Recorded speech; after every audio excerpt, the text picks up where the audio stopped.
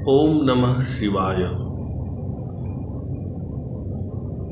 योग जीवनचर्या साधक संघ की आज की बैठक में उपस्थित योग स्वयंसेवक और उनके भीतर उपस्थित भगवान भोलेनाथ की चेतना को प्रणाम करके आज की शिव संहिता तृतीय पटल पर आधारित शिव भक्ति योग कथा प्रारंभ करते हैं।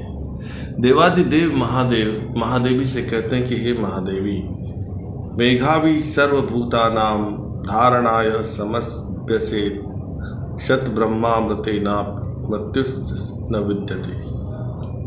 बुद्धिमान योगी पंचभूतों की धारणा करके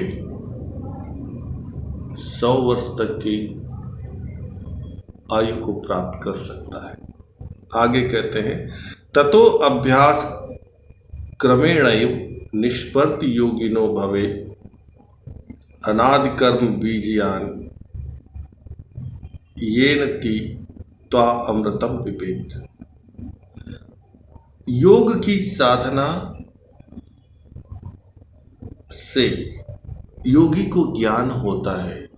ज्ञान अर्थात स्वयं का ज्ञान होता है और प्रकृति का ज्ञान होता है। अनादि कर्म के बीच का नाश करके योगी स्वस्थ, सुख और शांति पूर्वक जीवन पर्यंत रह सकता है। आगे कहते हैं, यदा निष्पत्तिर्भवेत् समाधि स्वेन कर्मणा जीव मुक्तस्य शान्तस्य भवेदि रस योगिनः।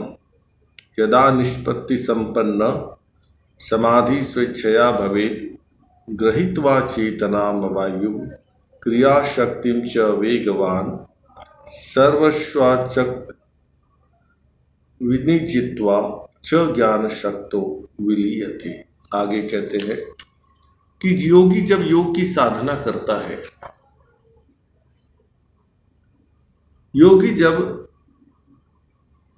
शिव भक्त बनकर के योग की साधना करता है और उसे समाधि की अनुभूति होती है, तब वह अपनी इच्छा के अनुसार समाधि में रह सकता है और अपने शरीर के भीतर स्थित चक्रों को भेद कर अर्थात चक्रों को सक्रिय करके, जागृत करके, जान करके ज्ञान शक्ति में लीन रहता है।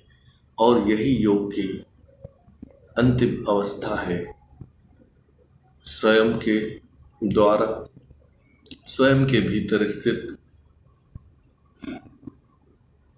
नाड़ियों को जानना, चक्रों को जानना और सच्चित आनंद ज्योतिर्मय प्रकाश स्वरूप को जानना।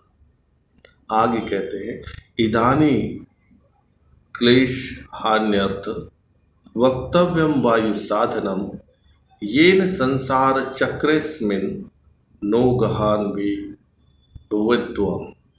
हे देवी, अब क्लेशहीन अर्थ वायु साधन को कहते हैं। अर्थात यदि किसी योग साधक को, शिव भक्त को यदि क्लेशहीन होना है तो उसे क्या करना चाहिए, जिससे कि संसार चक्र में जो रोग और दुख का कारण है उसका नाश हो जाए और साधक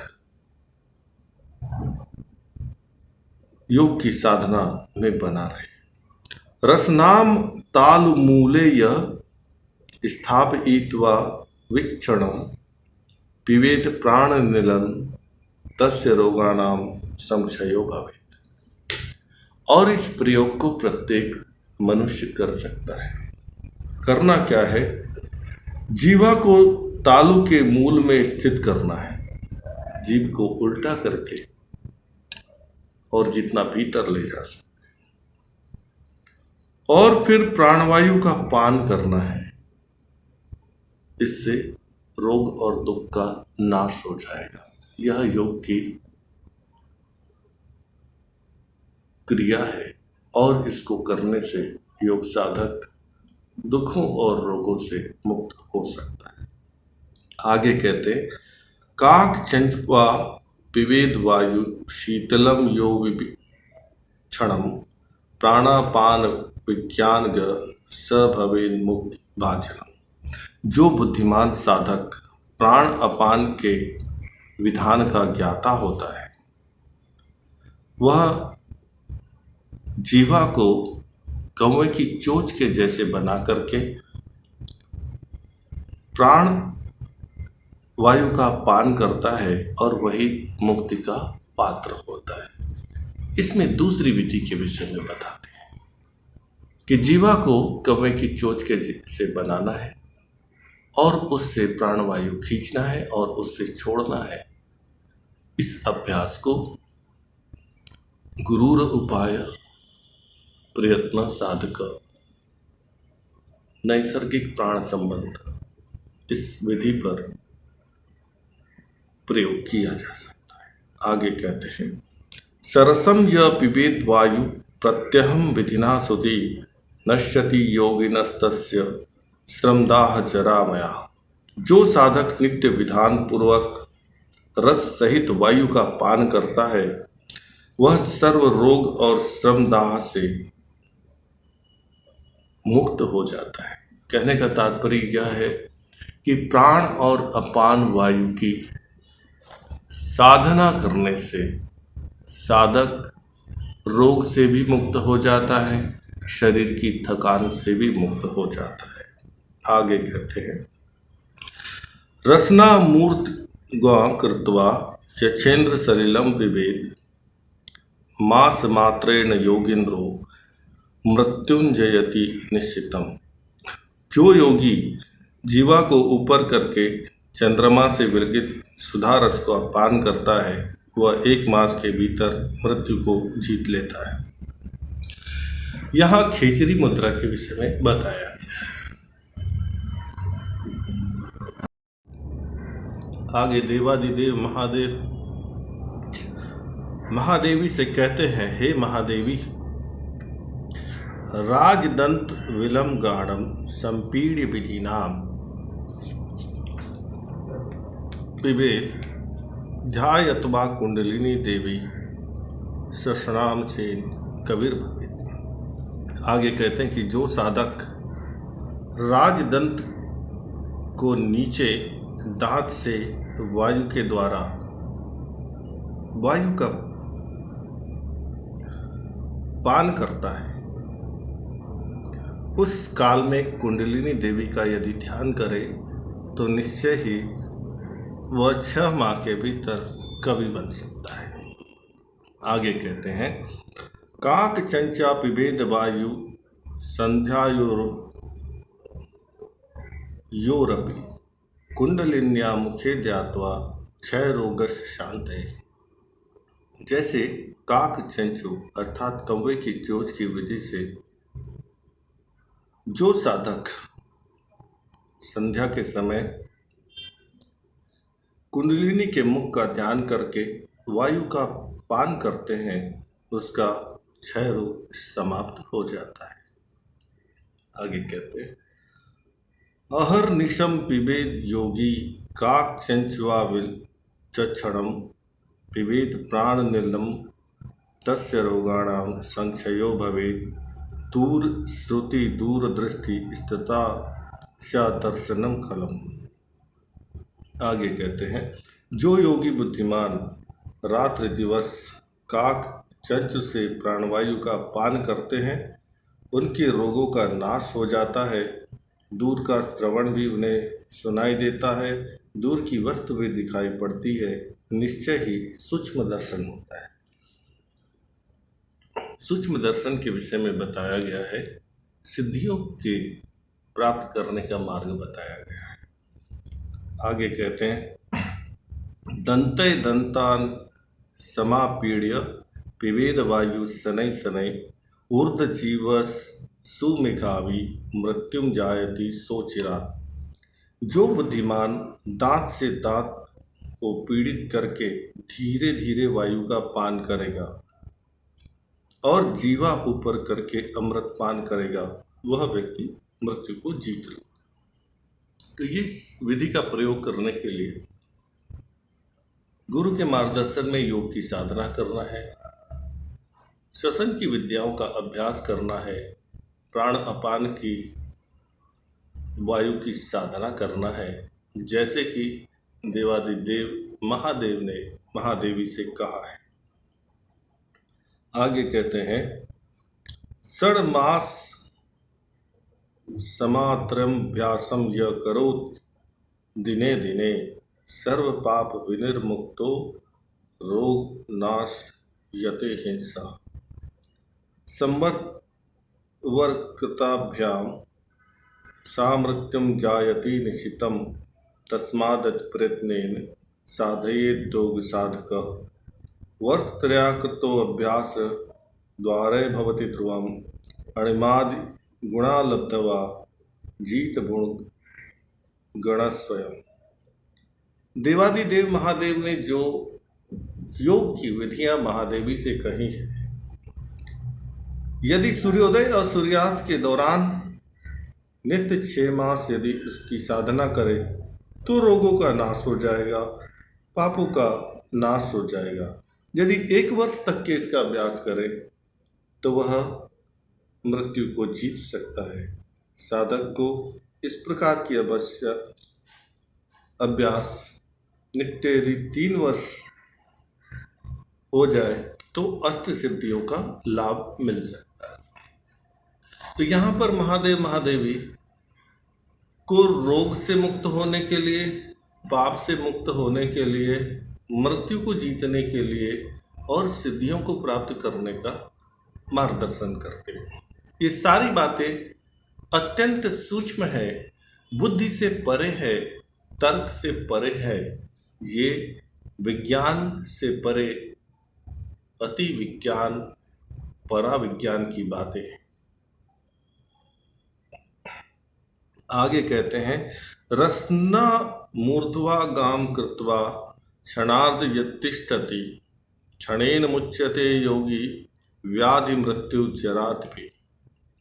योगी की जीवा यदि क्षण मात्र ऊपर स्थिर हो जाए, उसी क्षण से सर्वव्याधि और वृद्धावस्था और मृत्यु का नाश होना प्रारंभ हो जाता। अर्थात खेचरी मुद्रा के विषय में कहते हैं। खेचरी मुद्रा योग गुरु के सानिध्य में, उनके मार्गदर्शन में सीखना चाहिए और उसका अभ्यास करना चाहिए, जिससे रोगों का नाश हो, दुखों का नाश हो, मृत्यु भय का नाश हो और मनुष्य एकाग्रचित्त होकर सचित आनंद में प्रवेश करता है। रसनाम प्राण संयुक्ताम पीड्यमानाम विचिंतयेत् न तस्य जायते मृत्यु सत्यम सत्यम मयोदितम। जीवा को प्राण सहित पीड़ित करके जो पुरुष ब्रह्मरंध्र में ध्यान संयुक्त स्थिर रहेगा, वह निश्चित ही सर्व बंधनों से मुक्त होकर, मृत्यु के भय से मुक्त होकर, रोग और पाप से मुक्त होकर योग साधक बना रहेगा। आगे कहते हैं, एवं आप अभ्यास योगेन कामदेवो द्वितीयक न क्षुधा न तृष्णा निद्रा नैव मूर्छा प्रजायते। जैसे कि पहले ही कहा गया कि जो साधक खेचरी मुद्रा की साधना करेगा वह वासना से मुक्त रहेगा, व्यसन से मुक्त रहेगा और मूर्छा से भी मुक्त रहेगा। और इस जीवन का उद्देश्य है वासना से मुक्त हुआ जीवन, व्यसन से मुक्त हुआ जीवन और मूर्छा से मुक्त अर्थात जागरूक जीवन, सजग जीवन, बोधमय जीवन। आगे कहते, अनेनैव विधानेन योगीन्द्रो अविनम मंडले भवेत् स्वच्छचारी च सर्वा परिवर्जिता न तस्य पुनरावृत्ति मोदते ससुरैरपि पुण्य पापेन न लिप्यते एतदाचरणेन सह। इस विधान से अर्थात जिस विधान से देवादिदेव महादेव ने महादेवी से कहा, उस विधान से जो भी साधक गुरु के मार्गदर्शन में योग की साधना करेगा, निश्चित ही उसका जीवन आनंद पूर्वक व्यतीत होगा।